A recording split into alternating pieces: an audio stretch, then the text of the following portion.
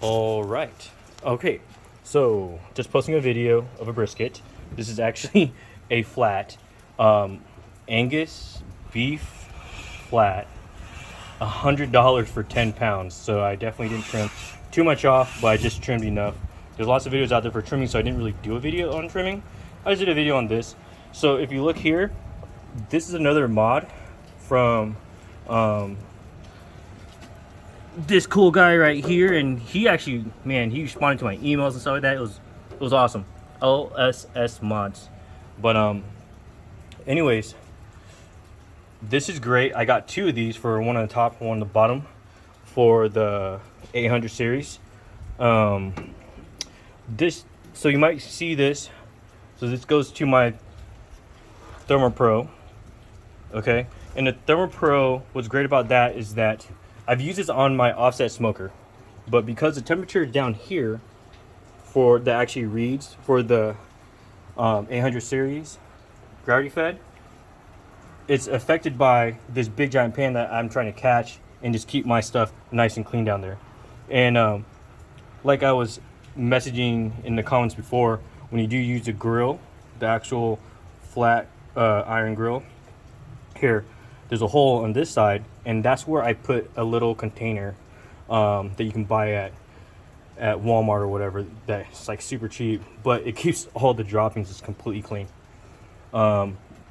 This is my brisket, just salt, black pepper, and before I did that, the binder is pickle juice and mustard, and I bind it for binding. It was great. So I actually did the black pepper first, coarse black pepper, then coarse kosher salt, and then Lowry's seasoning, which is something that I did on my other brisket and everyone loved it. I did two briskets and everyone loved this one compared to just salt and black pepper, which is what a lot of the guys, a lot of the YouTubers that do a ton of briskets are now saying, that, you know, it's a big old secret that they don't want to tell or whatever, and now we all know. So anyways, the temperature there is because of the temperature down there, and just like Franklin's grill with it, they put the actual temperature like right here, like wherever your meat is.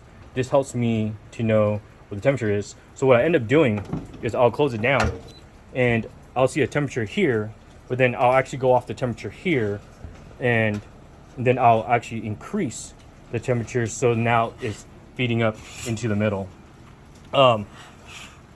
I do like throwing the little chunks of wood in here. I'm using hickory and mesquite, which has been like perfect for me. And then I do throw some down here.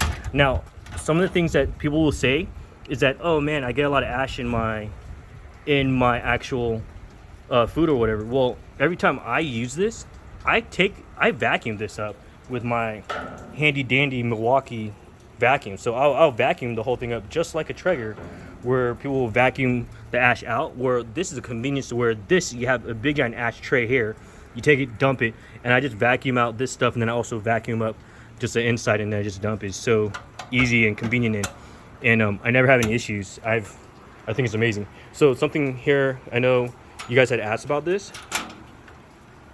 This is it right here. Do not touch it because it is super freaking hot, but it's awesome, man. The gasket right here is amazing, and it does such a good job. But obviously I need to close it down because I want to make my cook keep going. Got a good brisket here. I really wanted the point with it, but again, it came with a flat. I was like looking everywhere, and this was $100 for 9.3 pounds or something like that, and it was crazy. But it's gonna be worth it. I was looking forward for the point and making some burn ends too, but I'll probably just make something up with that. I don't remember any other questions, but if you do, just ask me in the comments, and I'll do my best to do it. And of course, like this, the only thing I use this for is just when it goes up, I'm like, oh, okay, it's supposed to be smoking, but I really don't use it for anything else other than I've seen guys take it out, had to do a bigger hole and put another one inside that's actually more accurate. But to me, I love these things. I love the Thermopro. It's amazing, and it keeps you on track. It's Wi-Fi. Do not go Bluetooth. If you have a choice to go Wi-Fi, go Wi-Fi. Do not go Bluetooth, okay? because you're going to be in the house somewhere, be doing something, and it's going to drop off. Wi-Fi is so much stronger. You can be so much farther away, and it's pretty quick, and it's not really expensive at all. You know, you can find this. I bought all my stuff on Amazon except for this guy. I actually bought it from Walmart. I wanted to buy it from Home Depot, but Home Depot had like, we bought furniture and stuff from them that was supposed to come into the store. It never came, and they don't have this like just out there. They always had the 1,000 one, and the reason why I went with the 800 was because I wanted that flat iron where I can do a ton of hamburgers. But I did get 2 of these stainless steel from LSS Mods, and it's amazing. I did the actual turkey on here. Oh my gosh, the turkey, smoking the turkey was freaking amazing and so easy to do. Spatchcock that baby. But yeah. Oh, I guess I should show you guys. There's a water pan right there. Boom. But yeah, everything looks amazing. Everything's working great. I don't have any issues. I feel like if you do have issues, maybe that's a case of bad luck. The weather is really crappy out here right now, but at least I have that vent in the back that closes. Show that real quick, real easy. It opens up when you open it, so just when you open it up, it will stay open, but just close it up. I'm trying to keep because it's so cold out here and the weather is really not so good. I've seen some stuff like this, but that's not an issue. I mean, seriously, just going out, getting the paint scrubbed down or anything like that. Oh, I did notice that this stuff kind of rusted, but I mean, it's not causing anything. It could be just me not taking good care of it, but I seriously just left it like this. I don't think that's a big issue at all. But if you guys have any pointers for me, they're great. And then I have this mat down here somebody asked about, and it's just fine. But I also have a covered deck that's partially covered deck, so it's not affecting anything else anyways. I do use this torch to start it up, but I do have the starters for it that goes in here, and I actually use 2, and I'll start it up, and then I'll just start getting everything ready to go, and then by the time I'm done with that, it's going already. But then I'll make sure with my Torch Pro here, this Sear Pro, that I'll go in and just spend like 60 seconds on each side and just make sure it keeps going. But I know you don't have to do that.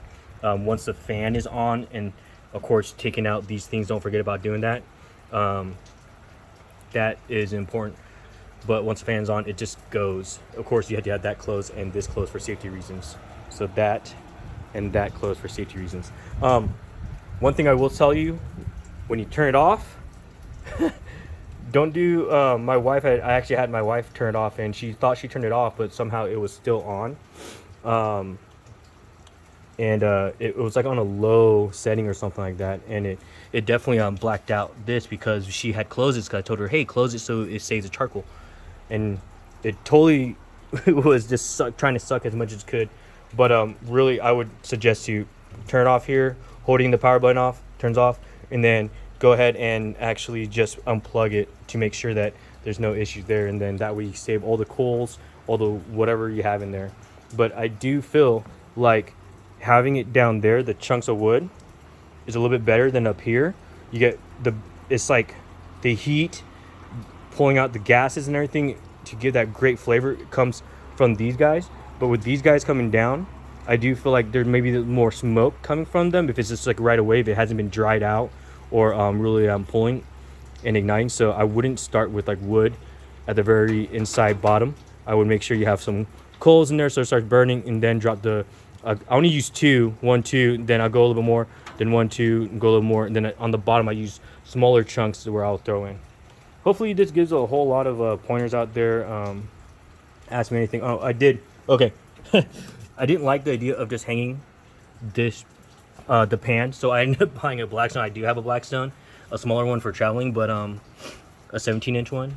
But I bought this one. This was the 22-inch size, I think, from Amazon. It came, and I actually have multiple the actual grates from the bottom that does the searing and the smoking. I have it in here cleaned up in here with napkins in between to keep it nice and clean away from the elements, and that way I don't have to think about it's just hanging out here, and then I got to do the cleanup and stuff like that, which makes me want to get a bag for that, like get all that stuff off and then do the bag on that so it just stays nice and clean.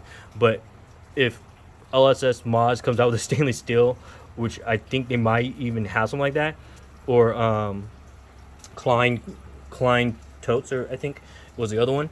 Um, I would totally probably buy it just because I actually there's a lot of comments out there that talks about, man, I wish they would just make some heavy duty one. Well, if they do, it'll be completely out of my price range. I wouldn't be able to convince my wife or trick her to that I need this. Is so the big deal is that you get something amazing, and then you can do the upgrades. Just like we buy, I bought a F-150 truck, and I know it's amazing. There might be haters out there, but I think Ford is tried and true. But yeah, I bought that, and then you play around, you add things whichever you want, and so it's almost like that where you do your own mods or you buy it. And I'm so glad and blessed and happy that I'm able to get these mods to make my Masterbuilt even better. So I'm hoping for this to last for a very long time. Super happy with it, and I have a really great system for it. Anyways, give me a shout out, man, or hit a like or subscribe, and I'll continue to try to make more stuff. And as I get better at doing these videos, I'll post and give you guys my experience, just like everyone else is doing on YouTube, because that's exactly what I did. I YouTubed the crap out of this, YouTube the crap out of briskets, and I got really good at it. So, but I definitely had my briskets where it was like amazing. I haven't really had one that didn't turn out amazing, and really good. But definitely the timing is all I would suggest, is just like keep on your time, and then check your temperatures and stuff, because there's going to be temperature swings, there's outside changes and stuff like that. And so I always just pay attention. And just so you know, 6 hours long on this filled up. It came down to like probably right about here, and still had some. So, and that was on a 240 degrees temperature for my turkey. And usually every time after I'm done, I'm usually at half or a little bit less.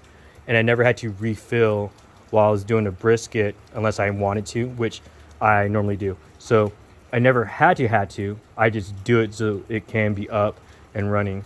But the last few times we were doing ribs, we did so much food. It was crazy, but it's so easy, so nice. And highly recommend that guy right there, that stainless steel pan, because you're talking about way more ribs and everything like that. And then you also have the bottom rack too as well. But I love stainless steel. Anyways, you guys have a good one, and happy holidays, Merry Christmas, and Happy New Year's.